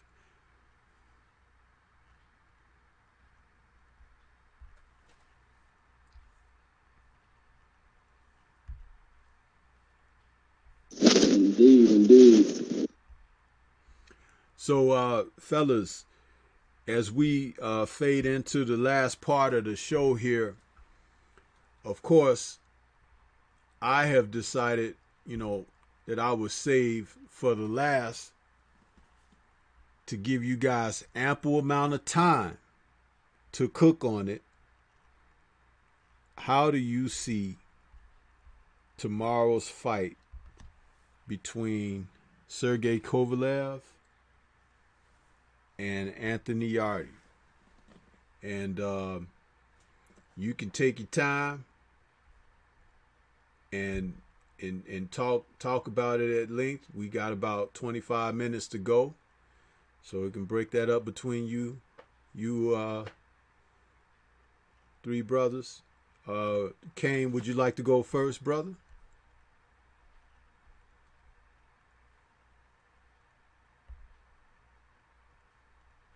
Oh yeah, if you could come back to me, Stormy. I'm just doing something in the background. I'll pass the mic to one of the other brothers first. Okay. How about you, odd fella? How you see this fight shaking out?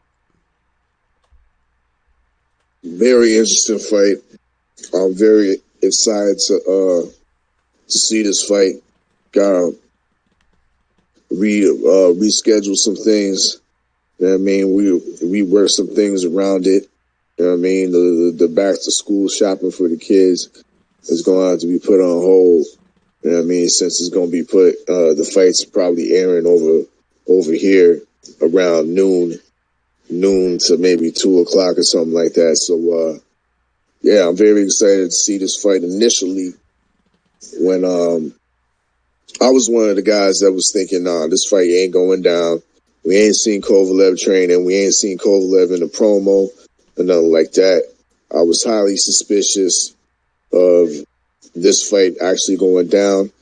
And now as fight week came upon us and both fighters showed up, and things started to happen, the public workouts, the press conference, the weigh-ins. Initially, I before this all started, I had you have to go with boxing logic and pick Kovalev. You know what I mean? But closely looking at the whole lead up, you know what I mean, during fight week, I'm picking Anthony Yard in this fight. And I'm picking him by a spectacular stoppage. To me, it all just seems lined up for Anthony Yard, you know what I mean? And not just his ability in the ring, but just everything outside of it as well. It almost seems like this is Kovalev's going away party, and they're doing him a justice by burying him in his hometown. Because I think, you know what I mean, really think Anthony Yard is going to capture this WBO light heavyweight title in style. How is he going to do it? I believe he has the ability.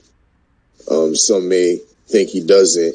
I'm going to have to call out BFTB on that because he don't think he has a chance in hell to beat Kovalev. But I think he has the ability to get on the inside, duck and weave, Kovalev's jab, get inside and clinch and dirty box, clinch and hook, clinch and hit the body. You know what I mean? Make it an ugly fight, and then when you have Kovalev tenderized enough, Kovalev softened up enough, and the hands start to go down, then the right hand can start to target the head. You know, dig? That's how Anthony Yard wins. His youth, his explosiveness, his ability to make Kovalev tired, which we know that his stamina is questionable. We've seen in his last fight against Editorial Alvarez, yes, he did win. He outboxed Editorial Alvarez nicely. It wasn't master class, but he did it nicely. But I did see flaws. I did see some old man legs in that ring. You know what I mean? There was times that he was getting not so much getting rocked from a punch, but he was on unsteady legs because his legs is getting creaky. You know what I mean? And that doesn't measure for good success against a guy like a beast, a lion like Anthony Yard. So once again, just to sum it up, I got Anthony Yard by spectacular, you know what I mean, stoppage. You dig, I don't know if it's going to happen to the body, but the body is definitely going to be a part of how Kovalev goes down in the dig. All roads lead to Anthony Yard. When he finishes up with Kovalev, I don't want him to unify with none of these guys. Let these Eastern European guys like Bivol, Beterbiev, and Vostik, who are signed to fight in a unification, let them sort that all together up. You know what I mean? And I think Yard has some unfinished smoke with the retired Andre Ward. I would like to see that fight come up out of your retirement. You know what I mean? And you know what I mean? Make up for what you've been talking all that trash to Anthony Yard's way, and let's see the biggest fight in 175 that we've ever seen. You know what I mean? In a long time, in decades, and I can't remember when. But that's my take.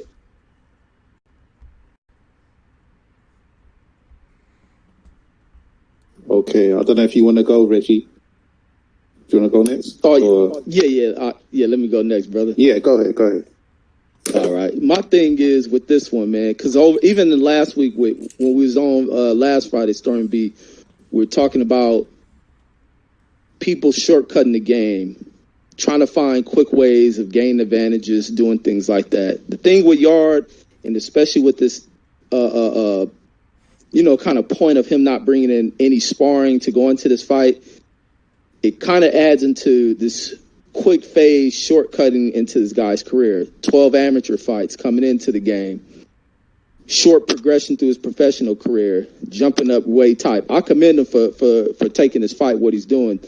But the whole thought with the not doing sparring, just kind of really keeping it to whatever cardio conditioning program they got going on, pad work, heavy bag type work, but not to bringing in opponents to simulate the style of a Kovalev, tells me something, man. It tells me that this guy's not taking the game serious. He's trying to find an easy way of working through these camps and getting himself into condition. But the thing is, Kovalev is not the opponent to be playing with. He should have brought in some proper sparring, or maybe this could be a joke, but I'm going to take it as if they're being serious about it.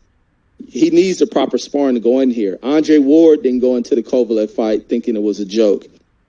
Kovalev is still a dangerous opponent. And even in that, it shows how dangerous he is, because even in the fight that he lost to Alida Alvarez, he was boxing the hell out of Alida Alvarez. He got caught with a shot. It was Nite. It was a curtains call. Going into that second fight, he kind of left off where he was succeeding in that first fight, and he kept Alida Alvarez guessing, confused, just off of the use of a great jab. Kovalev has great ability to get on the inside, to step back, keep a fight out of range. He moves well, and also he does throw shots down to the body. He does hook well. The one thing for Yard is he's going to have to find a way to get past that jab. And when he think he's going to move in, because he doesn't even utilize a jab, Yard looks to throw off these hooks. How are you going to land a hook when you got an opponent who utilizes a laser-like, precision-driven type jab, and he can open up that distance? Where you think you're throwing that hook, this dude, and step back up on you, bam, he then hit you with something.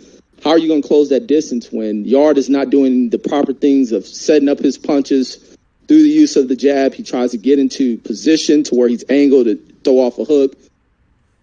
He can't go in here thinking that because what worked for Andre Ward with the body work, that it's going to work for him. It's not going to be the case. The other side of things is Yard doesn't utilize his feet. He likes to stay stationary. He fights in his Philly shell, which he improperly uses it. He faces himself in the wrong angle, leaving his face open for, straight shots. And also he plays on the ropes too much. Him laying on the ropes is going to be detrimental. Kovalev is going to pick this guy off, but I just don't understand the fact of not bringing sparring partners to come in there and mimic the style of a Kovalev, mimic the range in which Kovalev likes to work at. I don't know. I just see a lot of things that could be flawed with this dude because he's taking kind of the expedited path to things, but it's commendable. Ain't no knock on him. I can't knock him, but I just don't see him having any shot against Kovalev. The task may be a little bit too tall. It may be a little bit too quick because he didn't properly pursue things the right way. I think Kovalev, I hope it ain't true the dude didn't bring in no sparring, but he's stepping in with the wrong dude. They kind of play a little bit wrong because this old cat can still box. And I just want to see if Kovalev is to hit this dude with some heavy punches. I want to see how intelligent Anthony Yard is with his responses to it. Does he know when to clinch? What steps does he go about? Does he just start throwing for the fences? How does he react to if he is in a situation where he's hurt? Because he's in here with a cat who's going to go in for the kill, and he has to be intelligent enough to buy himself some time and figure things out. But it's a tall task, and I think this dude, when you look at his career, from him stepping into this game, everything's been rushed and not properly done, to get him to the point where he's stepping in here with a monster. Just because Kovalev lost, you've seen Kovalev get up off his ass to come back in there. So the dude has heart. He has a dog, and he won't accept defeat. You don't have to kill Kovalev in there. We're going to have to see if Anthony Yard is made of that. But I'll go ahead and pass it on over. Okay, one of them ones you've been delaying, brother. You got to get out there, step into the arena. All right. So, yeah, this particular case is an interesting one, isn't it? So much dynamic to this. So Anthony Yard is a nobody in the UK. He's not done anything in the contrary to, I guess, a lot of you guys' beliefs. Anthony Yard is not big in the UK. Nobody knows who Anthony Yard is. Only hardcore boxing fans know who he is. Who he is. Sorry, he hasn't fought anybody. He hasn't done anything whatsoever in boxing. He hasn't even sold out an arena. Flipping, he hasn't sold out anything. With that being said, you know, I do like the fact that, you know, he isn't one of these typical kind of UK bolt upright lamppost fighters. You know, I do kind of like that. So, as Reggie Owens was saying, you know, he's kind of disappointed that lack of sparring partners, and yeah, that's true. But Anthony Yard has always been like that. He's never brought in sparring partners. Tunde Ajayi is actually on record as saying that Anthony Yard doesn't need no sparring partners. Tunde is his sparring partner, and that's all he needs. Now, another case of this was Isaac Dogbe, sorry. You know, he was another one that didn't bring in sparring partners. He fought his cousins, and we all saw what happened there. I think sparring partners are important, having different looks and having someone that can mimic Kovalev. I think that's important. But, you know, Tunde, you know, he's very outspoken. I call him the ghetto-ass version of Chris Eubanks Sr. He talks a lot of smack. And we're going to see what happens. Is Anthony Yard the goods? I don't know. Now, logically speaking, Kovalev is obviously the more experienced guy. He's a war horse. He's got a great amateur background. Yard has gotten next to no amateur background. I believe he's had 10 to 12 fights, most of them by KO. In his professional career, he's knocked everybody out. So he hasn't gone the distance. So there's a question mark there. There's a whole load of question marks over Anthony Yard. This fight could go either way. Now, I know some of you guys are saying that you don't give him a chance and things like that. So yeah, logically speaking, you would have to go with Kovalev. That's the sensible choice. However, my gut's telling me something, man. I feel like Yard is going to get this. And I feel like he might get the stoppage. Of course, I could be wrong, and I'm not confident in saying this, but I just have a feeling that Yard is going to pick up the W here. I think the keys to victory for Yard is to invest in the body from early. Kovalev doesn't like it downstairs. If he invests in the body and shows dexterity, mixes it up, you know what I mean? He's been criticised for having the eggshell roll and all of that. But hey, look, man, if it works for him, let him ride. You know, let the brother shine. But I want to see some dynamic. I want to see some range from him. I don't want to just see one speed from him. You know what I mean? Because that was Alvarez's mistake. I feel like Kovalev only won that fight. He won that fight by default because Alvarez fought the wrong fight in the second fight. You know, he just had one speed, and that was he was looking for the knockout the whole fight, and he made no adjustment. And Kovalev pretty much won by default. Let's not act like, Kovalev put in a boxing masterclass, man. Alvarez, to me, Alvarez lost that fight. He threw that fight away. The other thing I want to say about Kovalev is this is the best opportunity that Yard has got for, getting himself on the world stage. This version of Kovalev is the best opportunity that he has to beat someone like Kovalev. Kovalev is not no crusher anymore. And I saw exploits in the Alvarez fight. I actually thought that Kovalev was, I don't want to say tentative, but he could have been a lot more aggressive in that fight. And I felt like he was holding back. And if he has that approach in this fight against Yard, I think Yard has got an opportunity to exploit Kovalev in that respect. Also, I think we have to be consistent as well. Those that know Anthony Yard have been saying that you don't respect him. You don't respect him because he's fought nobody. He hasn't fought nobody. Who is he fought? He does the Philly shell, but what's he going to look like when he steps up? Well, he's stepping up. You know what I'm saying? Like, this is it. He's stepping up. We're going to find out what Anthony Yard is really made of now. And I think we kind of need to put some respect on his name a little bit, because for the longest, we've been saying that he needs to step up. He needs to step up, and he's stepping up now. So we're going to see. Tunde's really confident about this. He likes to pretend like he's in the ring as well with Anthony Yard and all of that.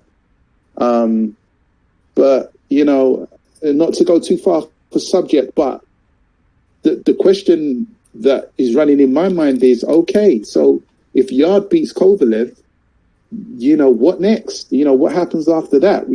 Is Yard going to be on your pound for pound list? Well, maybe not pound for pound list, but in your top 10 in the division now. What does that mean for Yard? I guess it really depends on how he performs and what actually happens. Of course, we all know that if the fight goes the distance, Yard is not going to be in a favourable position there.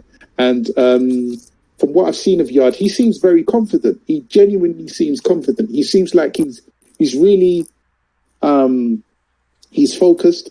He knows what he needs to do, and they're on record as saying, look, we're looking for the knockout. We're not looking for this to go the distance. Tunde was also on record as saying, no, Anthony, what's his name, Andre Ward, you had to walk through fire.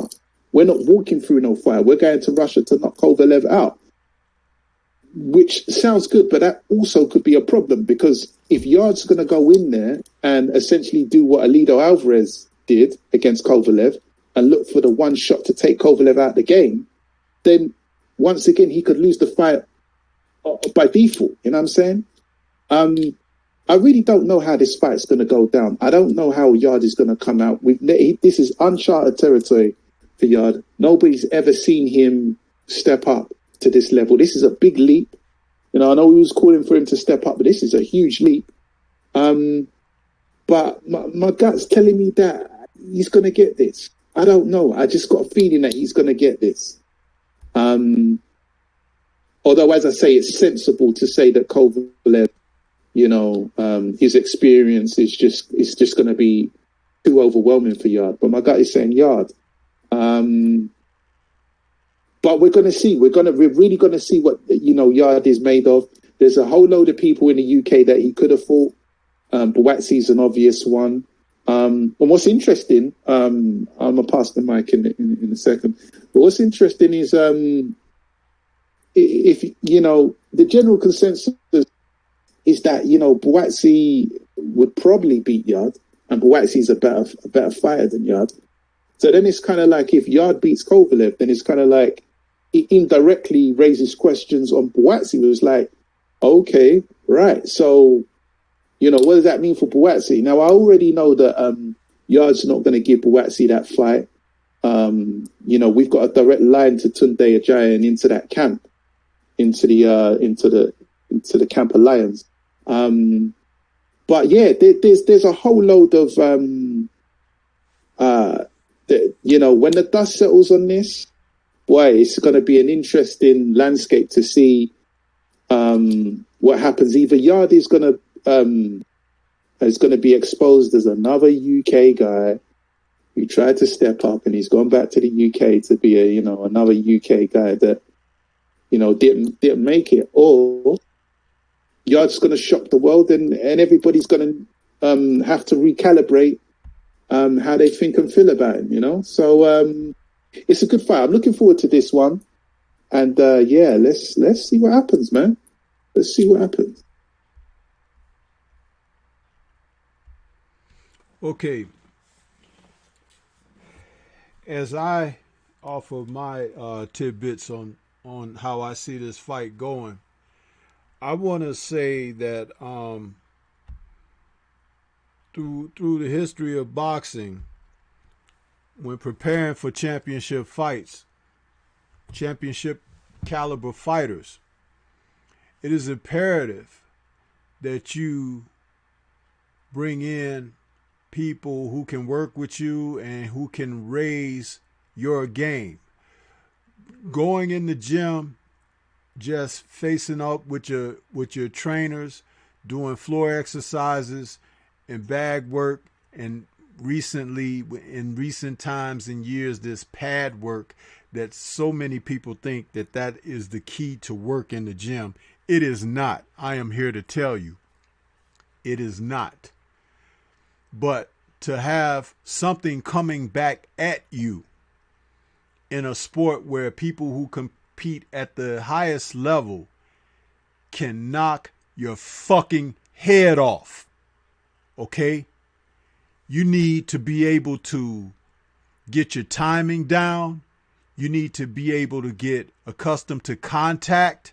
You need to be able to get adjusted to fatigue under the pressure of what you endure as well as what you expend. Okay?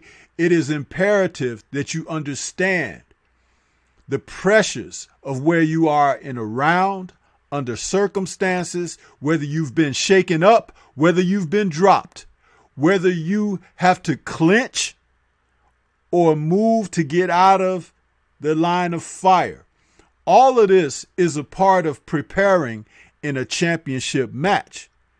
And when a person has decided to cut corners and go an easy route, they're going to find themselves looking for answers when the lights are on. Okay? They're going to find themselves questioning, why is this happening to me? Why am I hurt? Why is this? Why is that?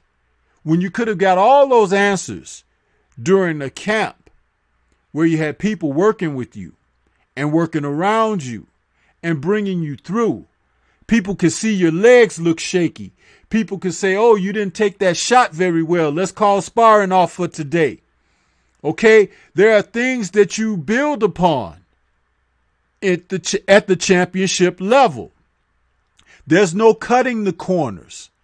Okay? And for those who have cut corners and have reaped the benefits, this is why they are exposed when they face real quality opposition. Keith Thurman, this is what can happen to your ass. Okay? When you don't have a competitive edge because you have had nothing to edge and compete against. Now, let me say this about Sergey Kovalev. Sergey Kovalev can fucking fight. Okay? We're not going to talk about his outside the ring problems and everything. He, like many other fighters, have plenty. But we're going to talk about this man inside the ring. Sergey Kovalev has killed a man in the ring. Okay? He was called the Crusher because that's exactly what he was doing, crushing them. Okay? Now, he didn't do that like a one punch artist, just go in there and clock a guy and the guy's over. He has beaten men up. Okay? Beaten them up. All types of opposition, not just tomato cans. Okay? And the one man who stepped up in there to defeat him and then ended up defeating him in a rematch happened to be one of the best fighters in the past 10, 15 years in the sport. A pound for pound champion. Okay? So it wasn't a cakewalk. Even that champion found himself on the canvas against Sergey Kovalev. Okay? This champion, Andre Ward, okay, went in totally focused, totally knowing that he was up against a serious challenge and still found himself on the canvas. Okay? Now, in the rematch, with his boxing IQ and acumen, he was able to make certain types of adjustments, and he understood that at the core of himself, because of what Sergey Kovalev revealed after the fight, the first fight. He realized that Sergey's character could not match his. Sergey's talent could not match his. And when he trained for that rematch, he came into the fight and raised his game. Sergey fought the same kind of way. This is why Andre Ward prevailed, because he had another gear to go to. Okay? Anthony Yarde has shown no gears yet. Huh? He hasn't had anything to measure against. And he's going in there against the same foe that Andre Ward had to be on his P's and Q's. 2 fights. Totally aware of the danger of this guy. Okay? It wasn't easy. It wasn't easy at all. When you're good, you can make things look easy. Sergey Kovalev can fight. Anthony Yarde is going to find this out. Keeping your hands low, the bobbing and weaving and all of that, that's fine. It looks good in the gym. But it don't look too good when somebody busting you upside your head. Okay? He's susceptible to straight shots, which is what Kovalev does best. He throws great straight shots. He throws great left hooks to the body. He does work the body. He's heavy-handed. Now he is starting to age. And his cloak of invincibility was stripped away by Andre Ward and also Eliter Alvarez. But he can fight. When you've been beating up lower opposition and looking great doing it, but haven't had anyone else to challenge you, we know nothing about what's inside of you as a man. We're about to find out here. Now, Anthony Yarde is a young man. He has a decent punch. And he has, in this fight, what I always will refer to as the proverbial puncher's chance. When Sergey gets hit a shot now, I notice that he doesn't react very well. That's not a good thing. But he's fighting in his home country. He's going to have home judges. Everything around here is being set up and made for him to be comfortable. If he's falling off that much, that doesn't benefit him at all, he is truly damaged goods. But Sergey Kovalev going into this fight should be favored, and favored heavily. Based on what you have all revealed about this man, Yarde, and what he hasn't done, what he doesn't do, and what he hasn't considered going into the fight of his life. You know, the old story about when a person doesn't prepare and then is looking for someone else to give them the answers when the going gets tough. You know, you're on your own when you're in that ring. The only thing Tunde can do is throw the towel in.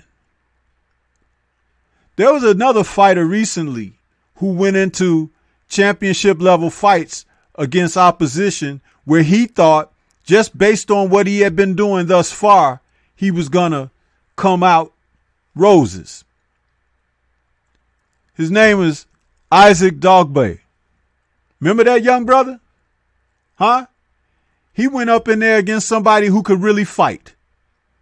And he got his ass whiz-zipped. Huh? Because that guy could actually fight. And not only could he fight, he could take what Dogby gave out, which many others hadn't been able to take.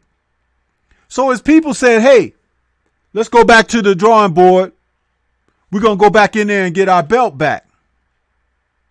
Dogby goes in there and gets his ass whiz-zipped worse the second time.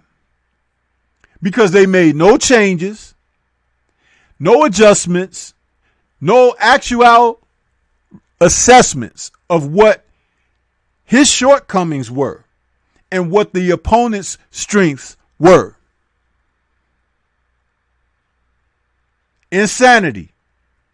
Doing the same shit over and over again, expecting a different result. It don't go down like that in boxing.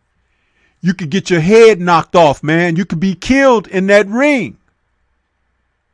Now, for the Yardie supporters and fans out there, I'm not trying to snatch him down from any place that he hasn't ascended to. I'm bringing the reality home. This is where he is. He's starting out at a low level. If he goes in there and he defeats Sergey Kovalev, he'll rise a notch. But that still doesn't mean his way is the right way, but it will speak volumes more about how the Crusher has fallen off. But I still think that Crusher has enough to contend with someone who doesn't take him seriously, especially when he's at home. This is Stormybman. That's all I got to say about that.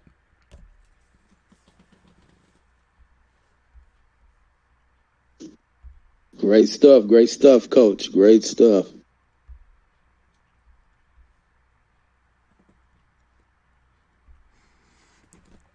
You brothers want to go ahead and give some final words out as we begin to close the show out for this evening? Oh man, it's been a good build, man. It's been a great show, man. I appreciate you giving me the invite to jump on, man. Yeah, I enjoyed it, man. It's been a good one.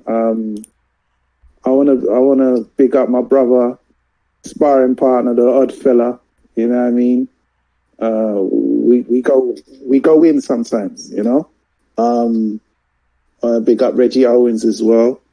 It's always good to have this dynamic range of differing views and opinions and things like that. Makes a great conversation. Of course, yourself, Stormybman, as I say each and every time. Thanks for giving me the invite. It's been a while since I've been on the panels. I've been quite busy myself, and since Hangouts has been,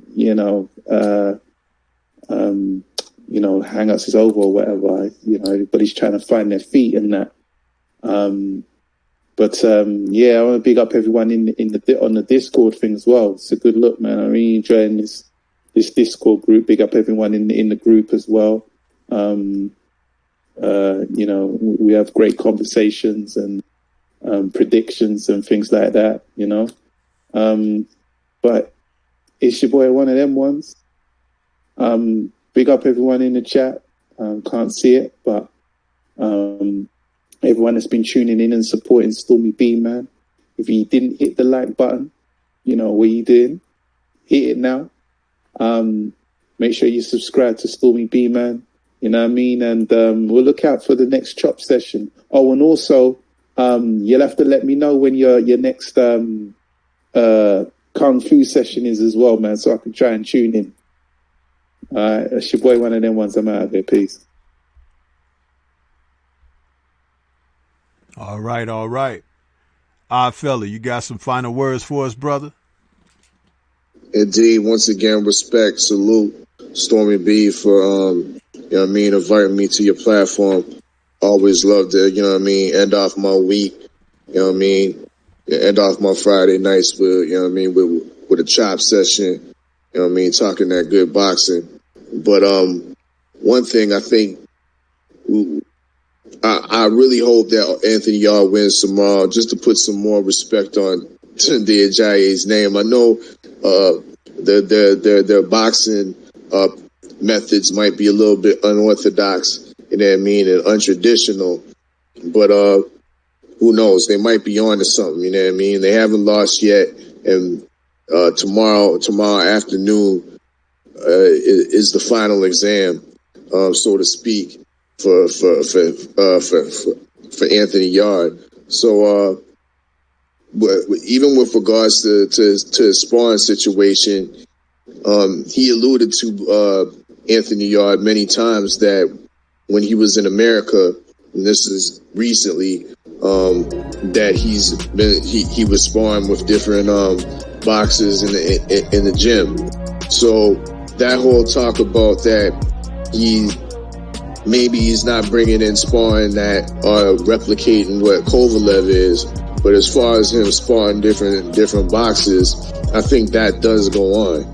And as I was saying in 503's platform, they do their pad work is more hybridized, where there is some stuff coming back. You know what I mean? So he's able to transition and work on his offense as well as his defense. You know what I mean? Without no headgear. You know what I mean? There is a certain, I would say, element of danger. You know what I mean? With being able to sustain cuts and whatnot. So defense is worked on. So that's all I got to say on that. You know what I mean? It's your favorite, yet your most hated off filler. And I'll be back for another chop session.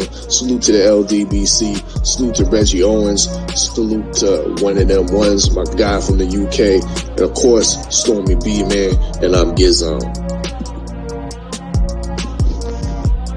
Yes, indeed, man. I gotta say salute to Odd Fella, one of the ones, the OG, the coach, Stormybman. This is a fire show. I enjoyed this conversation with y'all. It was dope.